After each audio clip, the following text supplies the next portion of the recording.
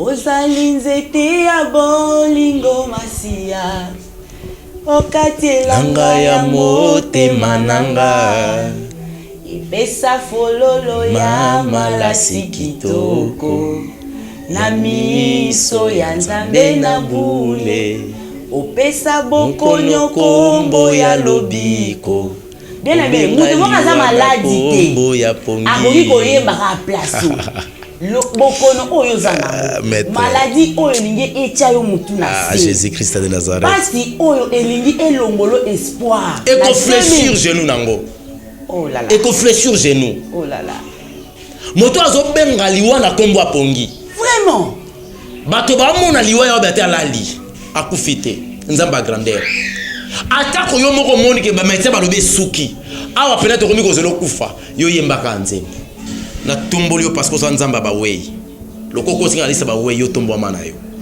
saba hotela o meno na koti siete mto tombola ngaka bwende na sama bon moy ya yandeli wei longo yebate.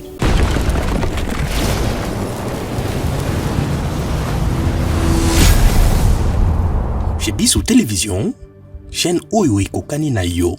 Mbote bonjour, bandeko balanzi ya chaîne kitoko. Balobi bisika nzamba za eyebanaka. Soki na vie na yo nzamba zali eyebana ndenge pe obando changer mode de vie. Soki pe nzamba za te ekoyebana ndenge yo kokoma nukaka kobenda ka mukila. Donc il faut luka moi nzamba solo et sa position tambola bena nzambe le biso to luki boso royaume de ciel nyonso ekopesa milano na sima ezanga votre humble servante maman mapasa autrement appelé Lydie Mukadi na pesi merci na nzambe tata na pesi merci na réalisateur nanga oyaza molonga ni nanga papa bana nanga Mike Mukadi chic le safia wolo yende coach nanga ibenge na pesi pe merci na cameraman nanga et moi na nzambe Enoch tika nzambe ya lola apambola yo lelo na émission kitoko kati na kolo na yambi susu muto munene nda munene makasi oyo lelo tongi tolobela maloba nini to pe ba parole nini oyo ekendaka kotouche nzambe po abalusa misu atala yo bisikoza pe a répondre yo na ba préoccupation na yo na pe so mbote mosali na nzambe mbote mama Lydie Mukadi. Bonne année. Année 2021, année à joie pour Nabiso Baklisto, année à joie na bateau Nzamba Salingolu, année à souffrance pour Nabato Aboy Kolanda Nzambe et Aboy Kobongwana. Yango biso tozolo bakaka bonne année de la part de Jésus-Christ de Nazareth. Bonne année na famille Elonga Ebrevi. Gloire à Dieu, je bénis. Bonne année pe na famille Mukadi et to sepeli makasi. Nzamba kotisi biso malgré la tempête, malgré la difficulté, malgré bon pas à Rokende, malgré éternel Dieu nous a. Mais on va na caché. Tenga na comme triple, donc les abou kami était triple. Gloire au Seigneur, même nous ça pas na pembe na ngazwa ngolwana. Ah, gloire à Dieu parce que Nzamba sali ngolwana retransmettre aux anango. Voilà. Et salama kasi aux ala kaka na bolambo pour transmettre à mingi bolambo. So comme na mabe, on va nous transmettre plus facilement. Vraiment papa Elbovi Elonga, lelo na émission kitoko kati na kolo. Nalingi un peu to maniola, to pe to solo la na bandeko balandi. Ba maloba oyo esalaka ke Nzambe akita akata likambo na yo. Maloba ya kitoko ya adoration. Est-ce que adoration ekoki pe ko balusa miso Nzambe etala pe likambo na yo? Merci pour une très belle question. Premièrement, photo ebelo moko ezana ba moment oyo na kati ya culte. Ba moment sensible ezali. Ba moment important ezali. Tu sais, moment ya sensibilité eza quand l'homme a sa kati adoration. Et koloba moto comme na niveau ya kokomisa Nzambe mokeli azonge kelamu. C'est le rôle d'un créateur. Et pardon, d'une créature. La créature a un rôle ya kogumbamela. On a français ko prosterner, ko adorer, ko pesa limemia na mokeli na ye. Ko la kisaye ke liboso na moto azate, na simano moto azate. Et na ye ko réaliser que ce qui nazo pema, ezana moto apesa pema. Po pema elo ba make pema existaka, mo pesi ya pema azali mokeli ya pema azali. Et motonga pesa pema na mona ete, na mona ikana nzela kondima. alinganga sanke na yeba ye a créé un système un mécanisme ya respiration nga mona ngote ne nazolo ba esika voix na ngezo uta nazo yeba te soki pe na motema soki pe kangamaka na mongongo soki pe za na poumon esika ezo uta voix na yebite tant na komi na capacité ko yeba kina moto zo sala émission to zo loba ba insecte nyonso ya monde na bi monde entier planète terre mobile nombre bazo boteza na moto zo mona bango ayebi pe na nombre et ça Jésus Christ de Nazareth ozo mona tant na komi na niveau ko mona nzambe na ba niveau wana c'est que na mona papa te na mona mama te na mona yaya te eza moto elobi na ngonde konanga Fiston Mbuyi FM que jugement ya bato mokili en tout cas na benga pe bato ba ko soutenir nga na okisa bango soni pour ne pas coupable na ba peine ebele tant ba ye pa na nga ba ye na nga pa ya Yesu ayambinga apesinge lambasika abeinga na kombo oyo bato moki ba ko benga ngate mosali na ye yango tikana loba ko leki tata na nga na kibotata oleki mama na nga na kibo mama l'adoration Bible lobi na biso éternel Dieu siège au milieu des adorations et des louanges. Or siège, et c'est ce qu'on va avoir décision. Yaya, et un moment sensible. Et un moment sensible. Et ce qu'on dit quoi adorer Nzambe. Bible lobi na biso, les vrais adorateurs adoreront le Père en esprit et en vérité. Ça signifie l'esprit na yo faut la communiquer na kata vérité. Vérité c'est Jésus-Christ de Nazareth parce qu'il est le chemin, la vie et la vérité. Si vous êtes un avec Jésus, vous adorez en esprit et en vérité. Vous koyemba la yete parce que vous avez mon koyemba. Vous koyemba la yete parce que vous avez genou. Autant les lambate, vous comprenez que si je dois me prosterner. N'engina rappeler biso le romoko. Moment où ils important, c'est un moment nzamba lobaka. Moment il y a prédication, moment il y a partage. C'est très important parce que c'est un moment où orientation dans la vie chrétienne. Mais un moment où ils sont sensibles. Oh le fond wamaka. N'engina rappeler que je recueille quoi la louange. Je recueille quoi na shinda babo. Louange quoi ça Jéricho. Et ça na bitumba mususu na vie na biso. Tolonga yango kana adoration. Amen. Oui bitango bitumba comme compliqué na vie na yo. Obi na nzambe na opeso merci parce que yo sali nzambe wa bulisa bal apesa ka balongi akomisa ka bato balongi na bitumba oyo esele kin maela bomoto ozate ke na bengani na landi na koisite na tombole yo nzambe eva bitumba nanga bitumbe osila parce que comme ko tombola nzambe place oyo yo komoma na faillite okomi ko talisa e ko sanga nanga kobota eza sujet ya kolobate ke nzambe otikinga mais eza sujet ko bisa ke no nzambe pe azala nzambe ya ba stérile tika na tombola na stérilité nanga. Bien aimé dans le Seigneur, vraiment, bateau va rouler l'émission. Oh, on va venir à sur le commun. Et c'est qui joue mon papa est brevi, dans un bus, dans un qui les ande. Mout bis, moutuka automata qui n'est dans le jeu comme ça au télé. Et c'est qui n'a battu à armée du salut. Je sais pas il va ça la rabatine, ça il m'a battu, mais là point il va bifurcation, va zobé ta va flit, va chaka bofante. Namoni papa moko azali na maboko te maboko ne ezati mibale alata chemise mwana na ye azokatisa ye ayoki flite wana papa na yebisi mwana bikatisanga kuna papa ebofi papa na osala ngo Jésus Christ de Nazareth bandeko balandi eselinga malili na mitali siko ngai lidi naza na maboko naza na lati kitoko soki pe nzamba lobaki akatanga maboko wana siko nazoyoka flite ezobeta pe nzembo ya kitoko nzembo ya na belema na yo ape longa na beta maboko bus ekei na esi chauffeur wana na ozela ti adoration ekosi gloire à Dieu sikoyo eza na molandi na biso moko azolanda biso yoka église mpo olati Versace olati montre cher. Oh, ils ont un problème sur celui papa est brevi. Et c'est un tout chassé. T'es au bien te. Et c'est un automne la maboko. C'est ça. Bitumba Israël. Et ben les considère comme Moïse avec maboko likolo. Dans maboko comme ka kokita. Bitumba comme makasi. Aaron za ko obligé batombola Moïse. Ti bati ba poids et permettre ka bitumba Israël alonga yango. C'est comme ça. Et bah tu faut ba yeba comment adorer. Et pourquoi il faut adorer? On adore comment? C'est ça. Badoranza benakitite. Badoranza beofukama. Mais aujourd'hui dans nos églises, adoration na kiti. Même le soir des ambabiso à Salanza. Sika baba robo santé ya baka. Kondro ya bakende kuna rakata kranchu na adoration. monotonie na parler en langue. Yo yebi muto alobaka rondori ya baba wana. E so zaka ko banzambe merci pour na boti. Yo se kota ngozo ba rondori ya baba oloba on a anglais. Il écoute zoib sabiso. La personne qui prie, ceux qui montent à prier en esprit. N'a parlé en langue. Oui, oui. Parler en langue. Quand tu parles en langue, il faudra qu'il y ait un interprète. Ce que tu tais-toi, pour le battre. Quand parler en langue. Ce que tu prier en esprit, ton esprit doit rester stérile. Intelligence, non, pardon, il faut qu'elle soit stérile. Parce que comme il y a divinité, aux autres sont en molimo. Molimo, voilà. Mais au moment où tu parler, tu prier en esprit.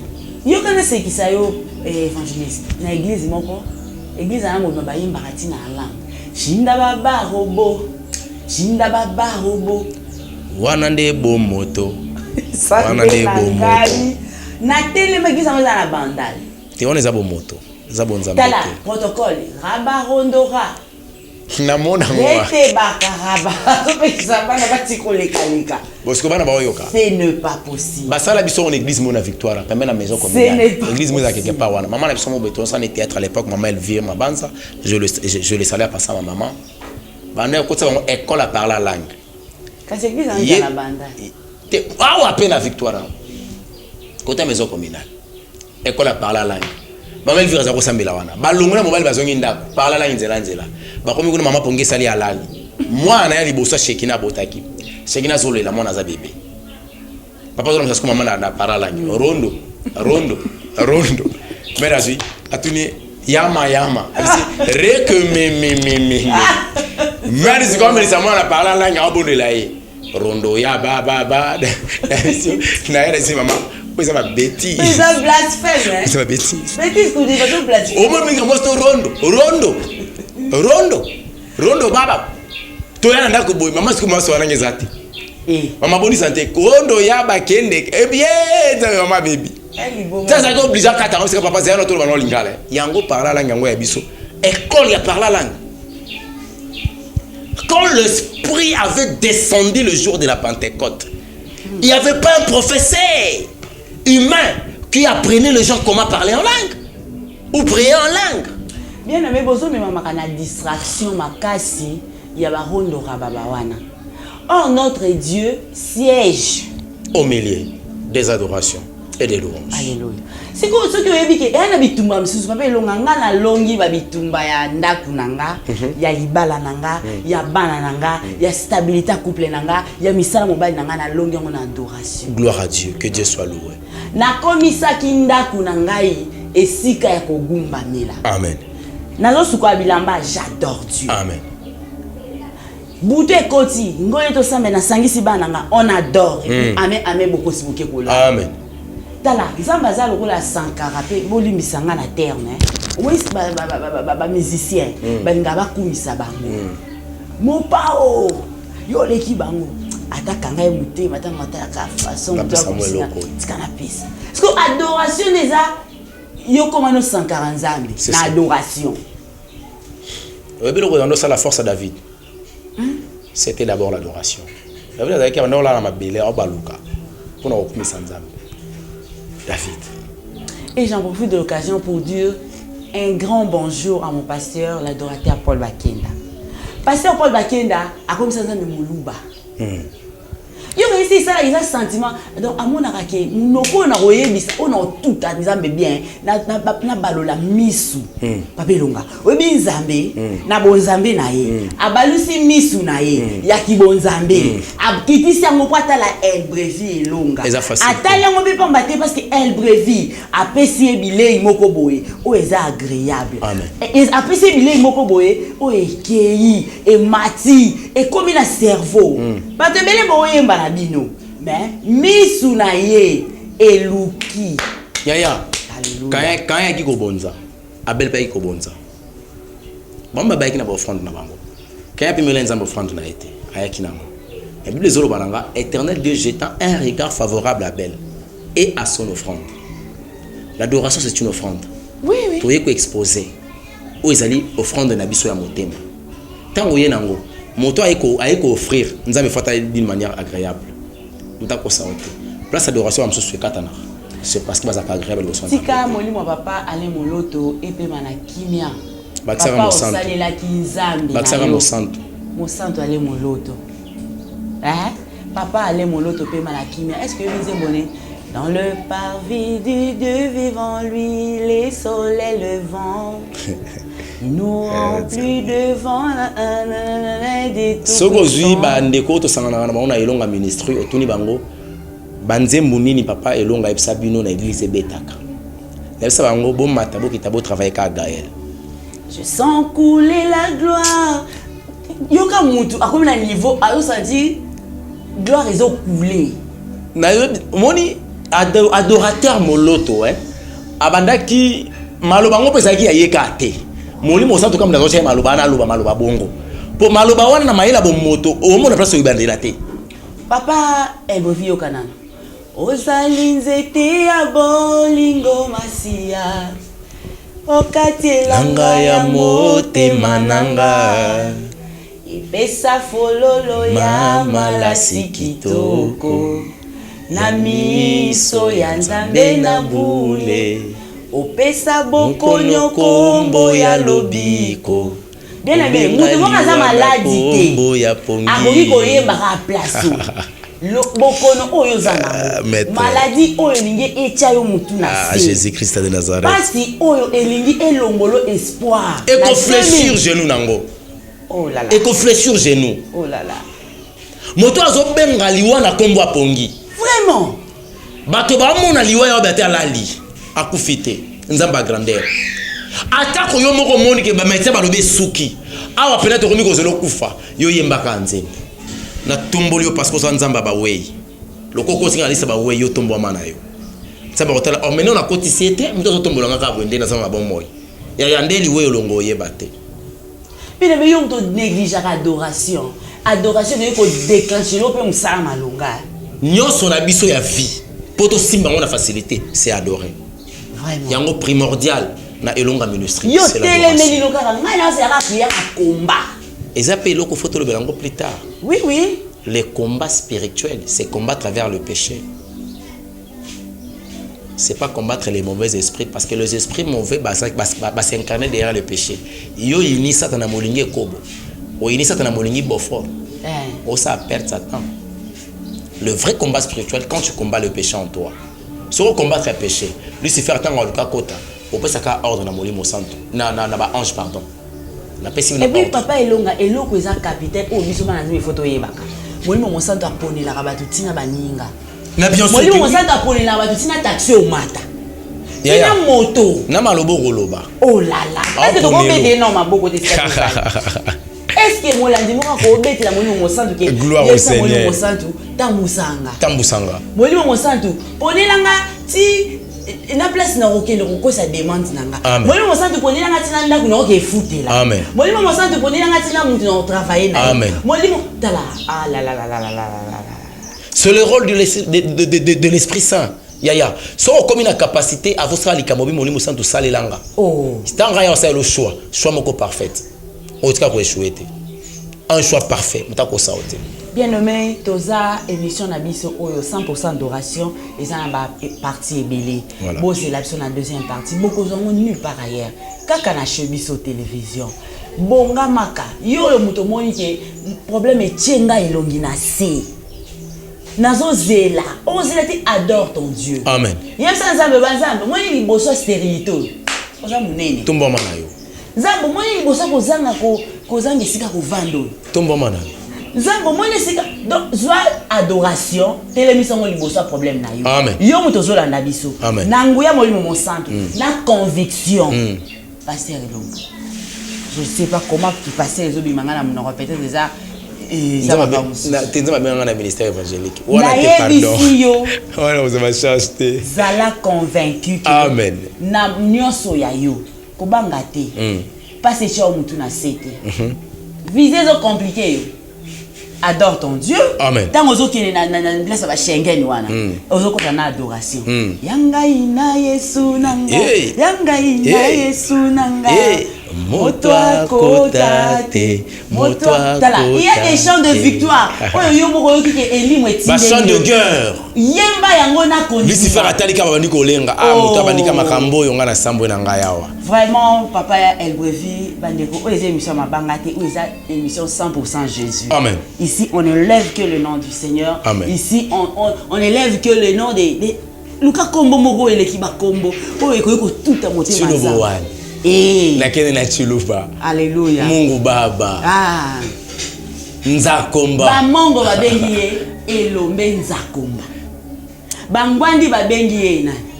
Ngwandi boko bakisela biso kuna na yebite biso la basonge to bengiye Kalombo Mwebange engiko bakenzambe oya mikela Jésus Christ de Nazareth. Papelonga muto amisala yemo ngasko na benga mikona obenga nani le roi du Congo. Alléluia. Nazobisayo il a choisi une nation. Il a choisi un pays. Il a choisi un peuple, le Congo.